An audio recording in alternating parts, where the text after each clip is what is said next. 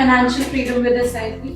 हाँ, financial freedom क्या होती है पहले इसको डिफाइन करना बहुत जरूरी है। एक फाइनेंशियली फ्री आदमी वो होता है मेरी नज़र में जिसका पैसिव इनकम, जिसके लिए उसको काम ना करना पड़े, पैसिव इनकम आ रहा हो और उस कंटिन्यूएशन में जो पैसा आ रहा है उससे उसके जो एक्सपेंसेस हैं, जो डेली एक्सपेंसेस हैं, इसमें कोई भी एक्सपेंसेस हो सकते हैं, वो मीट हो रहे हैं। जैसे कि पहले पेंशन होती थी फॉर एग्जाम्पल, तो एक पेंशन होल्डर क्या करता था कि पेंशन जिसको आ रही होती, आज भी बहुत लोगों की पेंशन आती है, उसके खर्चे पेंशन से चल रहे हैं, उसके लिए उसको काम नहीं करना पड़ता। मेरे लिए फाइनेंशियल फ्रीडम वही है कि if you are earning a regular income monthly let's say and all the expenses you have are being met through that is called financial freedom। अब SIP से होती है कि नहीं होती, obviously अगर आपने एक फिगर रख लिया दिमाग, let's say you are 30 years old and you have 30 more years to work, 30 साल, अब आप 40 के हैं तो 20 और लगा लो, आप 25 के हो तो 35 और लगा लो, आप काम करोगे 60 साल की एज तक, और आज की डेट में आपकी तनख्वाह लेट्स से 1 लाख रुपए है या 50,000 रुपए है। मैं मानता हूँ कि अगर आप 30 साल के हो, आज की डेट में आपकी तनख्वाह 50,000 रुपए है, तो हो सकता है 60 साल की उम्र में आपकी तनख्वाह 5 lakh.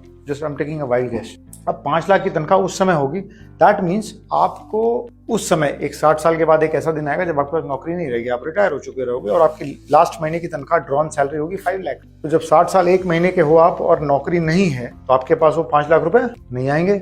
So how would you be financially free? आप शायद आपने तब तक हो सकता है 2 फ्लैट बना लिए हो, कहीं और से पैसा आ रहा हो। SIP कैसे क्रिएट करता है उस फंड को कि आपको 5 लाख रुपए मिलने लगे ऐसे जगह पर पैसा इन्वेस्ट करने के लिए उस समय 60 साल बाद। तो ऐसे कई बॉन्ड्स हैं, डिबेंचर्स हैं, शेयर्स हैं जो डिविडेंड देते हैं, या फिर SIP में IDCW या SWP बहुत कॉमन है। तो अब अगर 5 लाख रुपए का मुझे जरूरत हो, लेट्स से 5 लाख रुपए तो मेरा एक्टिव ड्यूटी में था, मैं 60 साल का हो जाऊंगा तो मुझे 3 लाख से ही काम चल जाएगा। Now I have to derive overall amount जिससे मेरे को 3 लाख आए। फॉर एग्जाम्पल 3 लाख का 12 महीने का हो गया 36 लाख। अब अगर मेरे को 10% अपने कॉर्पस से जो भी मैंने इकट्ठा किया है उससे 36 लाख निकालना है, तो दैट मीन्स मेरा कॉर्पस करीब 3.5 करोड़ से ऊपर होना चाहिए, लेट्स से 4 करोड़ होना चाहिए, जिसे 10 लाख निकले तो मेरा कॉर्पस कम नहीं होगा।